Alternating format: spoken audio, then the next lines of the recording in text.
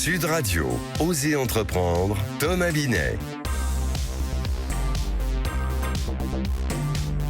Entreprenez, réentreprenez si on peut dire. On entreprend pour la deuxième année de suite avec Thomas Binet. Bonjour à vous mon cher Thomas. Avec plaisir, bonjour Jean-Marie. Je suis ravi de vous retrouver pour cette nouvelle saison du Grand Matin Week-end avec vous, à la fois pour parler investissement, ce sera le cas dans 10 minutes, et pour parler entrepreneuriat. Au programme aujourd'hui. Eh bien on va commencer avec la saga de la marque Evian et on va recevoir notre grand témoin Vincent Klingbeil, cofondateur d'EDG, multispécialiste sur tous les métiers du digital.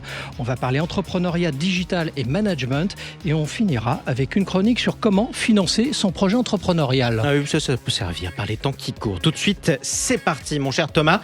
On commence comme vous l'aviez dit par la saga de la semaine. Vous allez en partenariat avec le magazine Entreprendre nous présenter cette marque très célèbre qui a su s'imposer dans le monde entier, celle de la pub avec les bébés.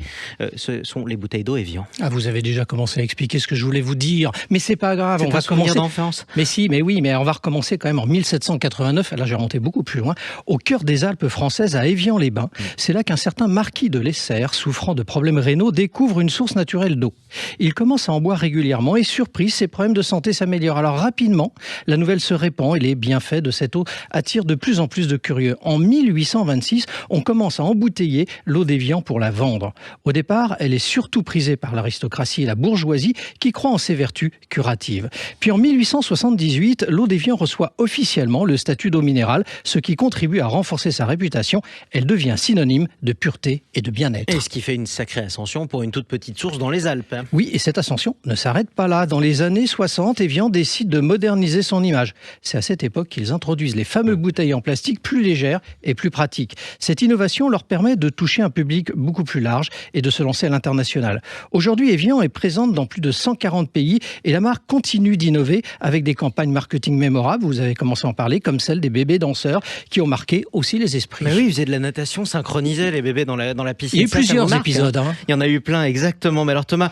qu'est-ce que vous diriez que représente Evian aujourd'hui ? Aujourd'hui, c'est plus qu'une marque d'eau, Evian. Elle incarne la nature, la santé et la jeunesse. Elle nous rappelle l'importance de l'hydratation et de prendre soin de soi, tout en restant fidèle à ses racines, là-bas dans les Alpes.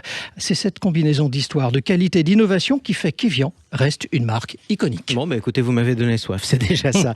Tout de suite, mon cher Thomas, on accueille le témoin de la semaine, c'est votre invité, Vincent Klingbeil. Bonjour. Bonjour. Soyez le bienvenu sur Sud Radio, vous êtes le cofondateur d'European Digital Group, EDG. C'est un groupe qui est multispécialiste de l'accélération digitale des entreprises.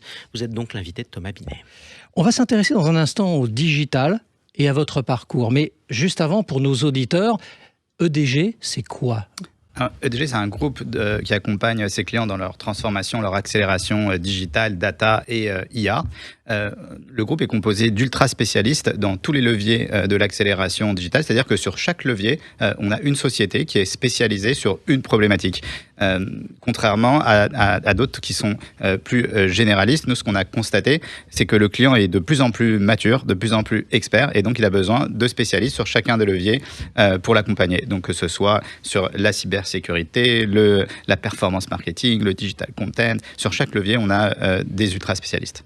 Alors, ce que vous avez créé, c'est ce qu'on appelle un build-up dans les métiers. Un groupe qui s'est composé qui a grossi d'une part avec une croissance externe assez soutenue, mais également une croissance interne en moyenne de 27% et beaucoup de croissance externe également. Alors, pour que nos auditeurs comprennent bien ce que vous représentez, vous pesez aujourd'hui 280 millions d'euros de chiffre d'affaires avec 1500 collaborateurs, dont 20% de ces collaborateurs sont actionnaires et vous visez, c'est ce que vous avez annoncé d'ailleurs dans la presse, à renfort de communiqué, que vous visez le milliard d'euros de chiffre d'affaires dans 5 ans. Et pour cela, vous avez ouvert votre capital pour vous aider dans cette croissance. Effectivement, on a fait 280 millions d'euros l'année dernière et on va faire 380 millions cette année sur 2024. Et effectivement, on a monté ce groupe avec un fonds de private equity, donc avec le fonds Montefiore. Donc on a lancé ce projet il y a 5 ans et on vient de faire entrer il y a moins de 6 mois un deuxième actionnaire, le fonds de private equity Latour Capital. Donc aujourd'hui, notre capital est composé de 2 fonds de private equity et ensuite tous les entrepreneurs. Et chacun à hauteur de 30%, les fonds, si je ne me trompe pas, ce que j'ai lu en tout cas. C'est ça. Donc les fonds sont majoritaires et nous, tous les entrepreneurs, on a le reste. Alors, vous voulez faire une croissance rapide, c'est ce que vous nous expliquez. Mais du coup, c'est le groupe que vous avez créé. Et là, vous vous retrouvez un peu minoritaire dans ce format. Comment on passe de ce statut de je décide de tout et là forcément il faut que je m'ouvre aux autres parce que c'est une façon de gérer? C'est pas parce qu'on a des fonds de private equity au capital qu'on ne décide pas. Ils sont là pour nous aider, ils sont très bienveillants. Nous, d'ailleurs, Montefiore ont remis au capital, ce qui prouve que ils nous suivent et si on a accepté aussi qu'ils restent avec nous, c'est parce qu'on s'entend très bien avec eux et qu'ils aident énormément. Après, effectivement, les entrepreneurs, on n'est pas majoritaire, mais la contrepartie, c'est qu'on a pu avoir une hyper croissance très rapide et parfois il vaut mieux partir avec beaucoup de fonds et connaître une énorme croissance. Sinon, pour monter un groupe comme European Digital Group sans fonds, de zéro, j'aurais mis peut-être 40 ans. Alors que là, on a réussi en 5 ans de passer à zéro à plus de 2000 collaborateurs. Alors, on va s'intéresser un peu à vous et à votre parcours. À l'origine, vous êtes avocat d'affaires. Du coup, rien ne vous prédestinait à passer de l'autre côté de la barrière. Vous étiez plutôt dans le schéma de conseiller. Alors moi, en formation, j'avais fait droit et école de commerce, donc j'aimais les deux. J'aimais les deux. Après, j'ai commencé ma carrière en tant qu'avocat d'affaires, mais j'étais vraiment très malheureux je travaillais pour un gros cabinet américain. J'étais très malheureux et à ce moment-là, je me suis dit, il faut pas que je reste trop longtemps dans un métier où je suis malheureux. Donc, s'il faut prendre une décision, c'est maintenant, parce qu'après, il y a tout le confort qui s'installe, tout ça. Et donc, du coup, j'ai pris la décision de tout quitter pour monter une start-up. Vous la lancez. Et pourtant, c'est un échec. C'est un énorme échec qui a été très douloureux. J'ai été ruiné, j'ai perdu tout ce que j'avais, retourné vivre chez mes parents. Et maintenant, quelques années après, je me dis que sans cet échec douloureux, j'aurais jamais eu les réussites d'après. Et vous dites même d'ailleurs, je vais vous citer, vous dites que l'échec est un impôt à payer qui vous ouvre la voie de la réussite. C'est votre expression. Ouais, moi, mon constat, en tout cas, je connais beaucoup d'entrepreneurs, j'en ai observé énormément, c'est que dans les entrepreneurs à succès, pour moi, il y a 99% d'entre eux qui ont énormément galéré avant d'y arriver. Et il y a 1% qui, très chanceux, lance un projet et le projet explose tout de suite. Et moi, je fais partie des 99% qui ont charbonné, qui ont beaucoup travaillé, qui ont connu beaucoup de difficultés. Et à la fin, ça a fonctionné. Mais c'est très important ce que vous dites pour ceux qui nous écoutent et qui sont des entrepreneurs en herbe. Faut pas croire que c'est simple. Faut pas croire qu'on arrive tout de suite. Faut pas croire que ça va se faire en 2 minutes. Qu'on travaille beaucoup, c'est beaucoup d'heures, beaucoup consacré. Qu'on sacrifie énormément de choses aussi. C'est vrai que moi, j'ai un terme, c'est un peu un buzzword, c'est que moi je constate que la nouvelle génération, je l'appelle un peu la génération jackpot, c'est la génération qui veut devenir multimillionnaire en 2 ans. C'est-à-dire ils veulent sortir leur boîte et ils veulent qu'en 2 ans devenir tout cartonné. Mais dans les faits, 99% des grosses réussites, elle se fait sur 10 ans, 15 ans, 20 ans d'acharnement et avec beaucoup d'échecs. Et parce que aujourd'hui, avec le digital, il y a certaines startups qui peuvent émerger et cartonner très rapidement, il y a beaucoup de jeunes entrepreneurs qui pensent que c'est ça, en fait, l'entrepreneuriat. Pas du tout. L'entrepreneuriat, c'est la résilience, c'est la détermination et la patience, et c'est attendre. Moi, c'est ce que j'ai fait. Et donc, j'ai fait 7 échecs, et après, j'ai eu la chance de faire 2 succès après cet échec. Alors, vous prenez le management de la bonne humeur. J'ai lu ça aussi à votre endroit. C'est quoi le management de la bonne humeur ? Alors, le management de la bonne humeur, le feel good management, c'est en fait, il faut faire aussi un management qui est en conformité avec sa personnalité. Moi, je suis quelqu'un de très exigeant avec mes équipes. J'attends énormément d'eux, mais de très bienveillant. Et c'est ça, en fait, la façon dont on fonctionne chez EDG. C'est aussi la façon dont fonctionnent les fonds de private equity avec nous. Ils sont très exigeants. Nos objectifs sont très élevés. Il y a beaucoup d'exigences sur le formalisme, sur la rigueur, sur les performances, mais avec beaucoup de bienveillance.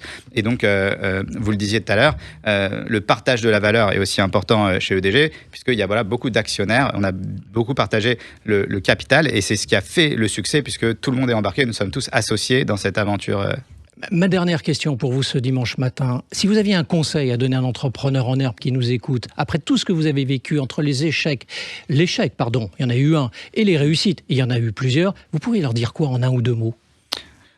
Pour moi, un entrepreneur doit être toujours optimiste, parce que les stats ne sont pas avec l'entrepreneur. Il n'a pas une chance sur 2 ou même pas une chance sur 3 de vraiment réussir. Donc, il faut être très optimiste, toujours, parce qu'il y a beaucoup de personnes qui peuvent vous dire, moi, par exemple, quand j'ai quitté le monde des avocats, on m'a dit, mais t'es fou, t'es avocat d'affaires, tu gagnes très bien ta vie, t'as fait 10 ans d'études et tu quittes tout pour monter un projet entrepreneurial. Ça. Donc, essayez de se détourner du regard des autres, d'être très optimiste. Très optimiste, c'est vraiment important. Et après, il y a quelque chose qu'il faut intégrer quand on est entrepreneur et qui est compliqué, et c'est très important de l'intégrer, c'est d'accepter la peur du vide.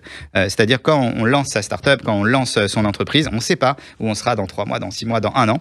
Et il faut être capable de vivre avec ça. Et si on n'est pas capable de vivre avec ça, c'est compliqué. Vous reviendrez dans Oser Entreprendre à un autre moment, on en parlera et on parlera aussi de l'avenir de votre groupe qui est en train de se développer très fortement. Merci à vous. Merci et bravo Vincent Klingbeil pour ce rebond quand même. Une belle leçon de vie malgré tout sur Sud Radio. Je rappelle que vous êtes le cofondateur de DG. Tout de suite, la suite.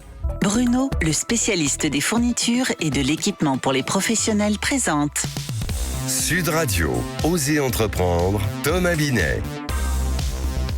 Enfin, je vous dis la suite, j'aurais dû dire la base. Après tout, on commence par les essentiels de l'entrepreneuriat pour se lancer, mon cher Thomas.